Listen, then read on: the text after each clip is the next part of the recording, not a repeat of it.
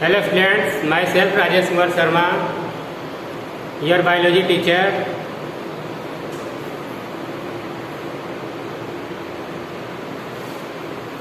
Today we are going to discuss test cross, back cross and second law of Gregor-John Mendel, that is segregation of gametes. Clear?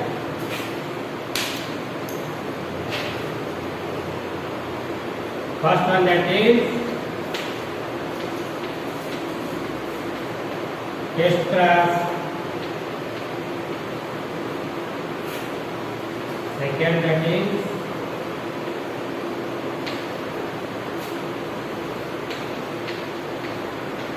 back cross. First we will discuss these two. Test cross and back cross is related to law of dominance and it is used for detecting whether a parent is homozygous or heterozygous. Homozygous means, like as I told in our previous class, this is homozygous condition. Means both alleles are same, and this is heterozygous condition. Means one is dominant and other one is recessive allele. As you know, alleles are present in pairs. Clear? Let us explain what is test cross.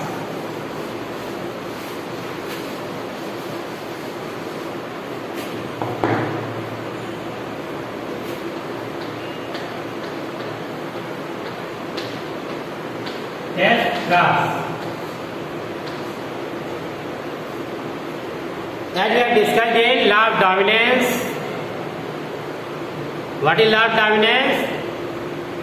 When we cross between one pair of opposite characters, then in F1 generation, those characters which express themselves, they are called as dominant characters, and this whole process is called as law of dominance. हम लोग इसको कैसे समझे थे? टाल and dot plot लिए थे ना.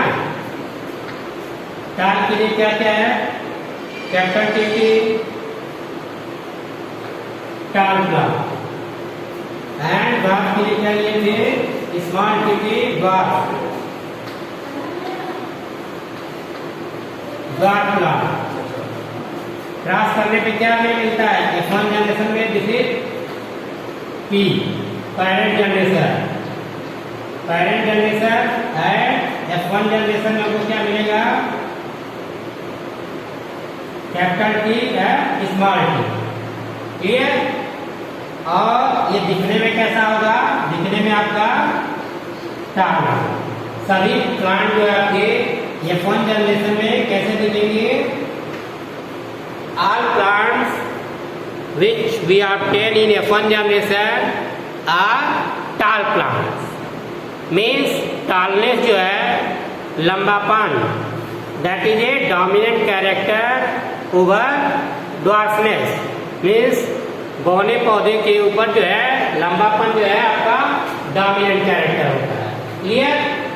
Means tallness आपका क्या हो गया? Dominant character. अब इसी को हम समझते हैं how test cross has been done. तो टेस्ट क्रॉस जानने के लिए हमें क्या करना होगा?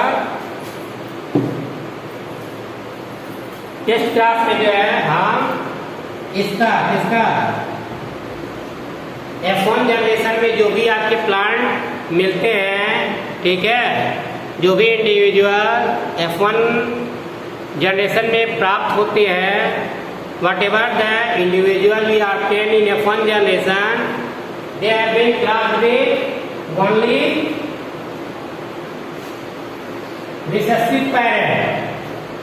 When a cross has been done between individuals of F1 generation with recessive parent, this type of cross is called as test cross. Clear? चलिए करके देखते हैं.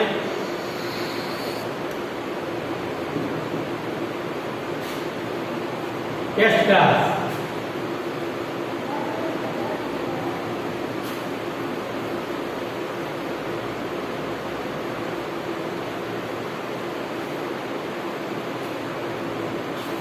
क्रॉस किससे करना है? देखिए ये आपका F1 जनरेशन का है, ठीक है.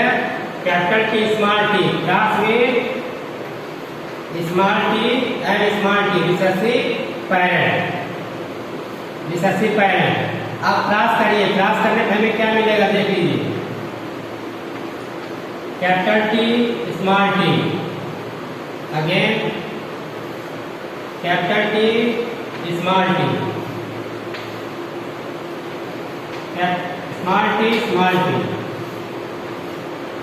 Small T small T. Means ratio हमारा क्या है? देखिए 50% 4 हैं. 50% आपके टाल प्लांट मिलेंगे, 50% गार्ड प्लांट मिलेंगे. क्लियर? इसको या तो हम 50% कर सकते हैं. ठीक, 50% है 50%. यदि रेशियो निकालेंगे 1:1 रेशियो भी कर सकते हैं. 1:1 मीन्स आधे आपके जो है लंबे पौधे होंगे और आधे आपके जो है बौने पौधे मिलेंगे जब हम टेस्ट क्रॉस करते हैं. क्लियर हो गया?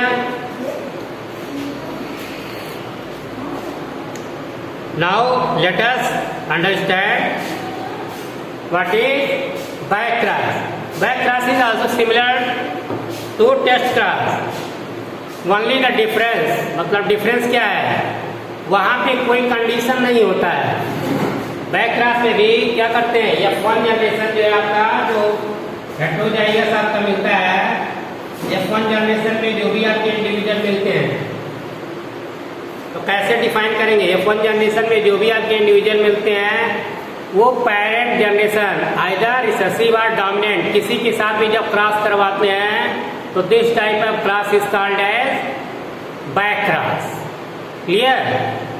बैक क्रॉस में क्या है? किसी भी चाहे डोमिनेंट चाहे रिसेसिव किसी भी पेरेंट से बैक क्रॉस में जो है क्रॉस करवा सकते हैं. When we cross F individual of F1 generation with either of parent, either dominant or recessive, that type of cross is called as back cross. Clear? This is test cross and back cross.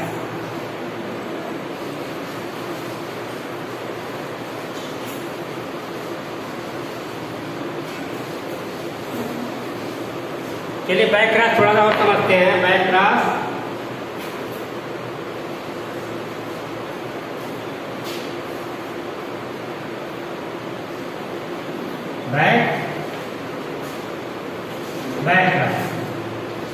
Back cross में क्या है? चाहे जो है F1 generation का मान लिया है, ये इंडिविजुअल है F1 जनरेशन का, इसका क्रॉस हम जो है किसी से भी करवा सकते हैं. क्रॉस चाहे आपका कैपिटल टी और small T means P1 generation, ये P जनरेशन है, ठीक है, और ये आपका F1 generation.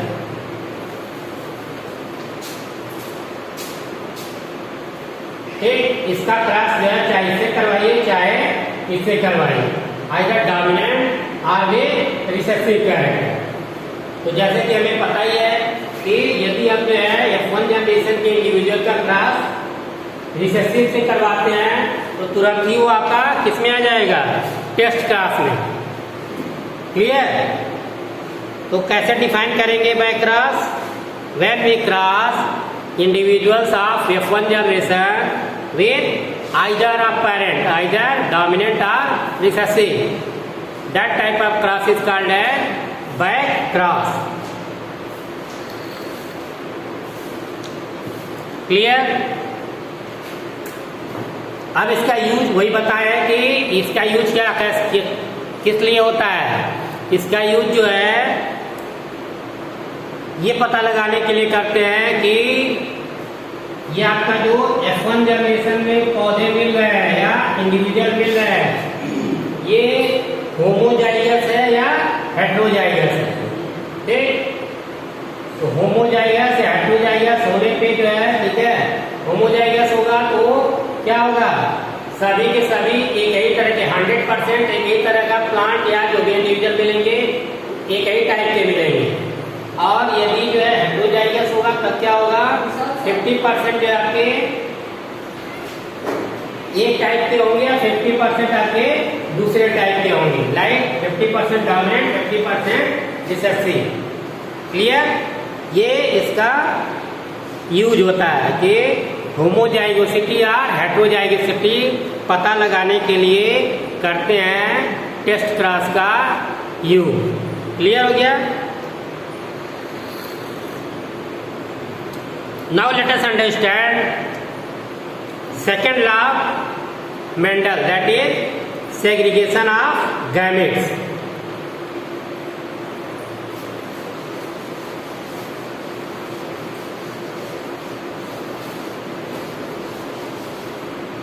Law of segregation.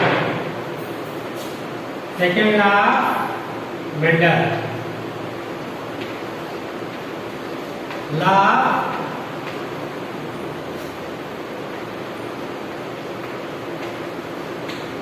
Segregation.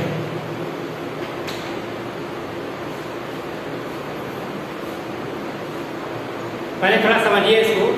Law of segregation, segregation means अलग करना। क्लियर?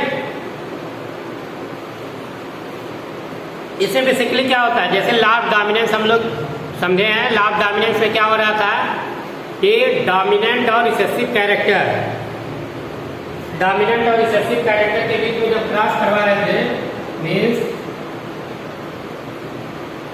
कैपिटल टीपी और स्मॉल टीपी, इसमें क्रॉस करवाने पे हमको ये फॉर्म में क्या मिल रहा था, कैपिटल टी स्मॉल टी। ठीक, टी जनरेशन है F1। ठीक है, तो ये आपके क्या है, ये आपका क्या है, टाल प्लांट मिल रहा है। ठीक, ये डॉट है, ये टाल। तो जब हम क्रॉस करवाते हैं डोमिनेंट है रिसेसिव कैरेक्टर में, then in F1 generation only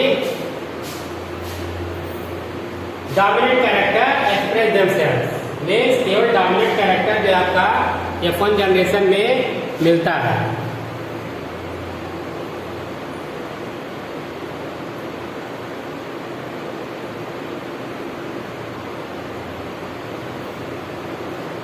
clear? अब देखिए, ये आपका F1 जनरेशन में केवल टाल प्लांट मिल रहे हैं। इसका ये मतलब नहीं है कि आपके रिसेसिव कैरेक्टर इलिमिनेट हो गए हैं और ब्लेंड हो गए हैं। मीन्स यदि आप सेल्फिंग करवाते हैं किसका, F1 जनरेशन की, देखिए यदि यहाँ पे केवल टाल प्लांट मिल रहा है, डॉट नहीं मिल रहा है, यदि इसकी सेल्फिंग करवाई जाए F1 जनरेशन की, तब क्या होगा,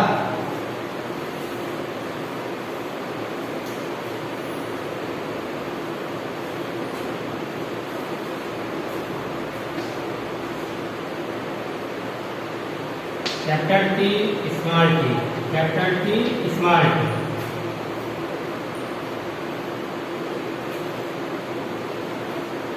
क्या मिलेगा, capital T, capital T,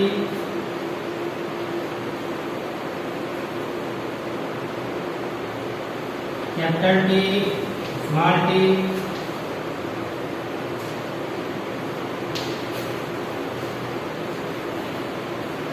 small T, small T. Means आपके ये आपके क्या हो गया है, टाल प्लांट, और ये क्या हो गया आपका ड्वार्फ। ये आपका जो है F2 जनरेशन, F2 मीन्स जो आपका ड्वार्फ वाला रिसेसिव कैरेक्टर F1 जनरेशन में अपने आप को एक्सप्रेस नहीं कर पा रहा था, तो वो जो है F2 जनरेशन में अपने आप को एक्सप्रेस करता है। Clear? Means there is no elimination of recessive character, though in F1 generation we only get dominant characters। तो समझिए, इसको समझने की कोशिश करिए कि जो आपके रिसेसिव कैरेक्टर होते हैं वो केवल सप्रेस रहते हैं फॉर द टाइम बीइंग के लिए। जब उनको अपॉर्चुनिटी मिलती है, when they get opportunity to express themselves then they will express themselves. Clear? अब इसमें भी क्या होता है, ये जो है लॉ ऑफ सेग्रीगेशन में क्या गैमेट जो है, अब जैसे होमोजाइगस यदि प्लांट है तो होमोजाइगस में आपके होमोजाइगस जब गैमेट बनेंगे तो आपके दो टाइप के दोनों सेम होंगे। ठीक है, कैपिटल टी मीन्स दो गैमेट बनने दोनों के दोनों जो आपस में सेम है। और यदि हेटेरोजाइगस प्लांट होगा तब आपके दो तरह के बनेंगे गैमेट, एक कैपिटल टी और एक स्मॉल टी। क्लियर? ये होमोजाइगस में दो टाइप के और हेटेरोजाइगस में आपके दो टाइप के। होमोजाइगस में आपके जो दो बनेंगे वो सिमिलर होंगे, लेकिन यहाँ पे आपके अलग अलग दो तरह के गैमेट बनेंगे, लेकिन इन दोनों का जो है ये सेग्रीगेशन हो रहा है।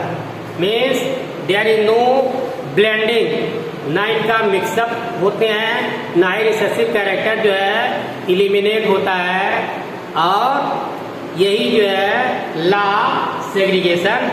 This is the law of segregation. We will discuss next law in our next lecture. Okay, thank you.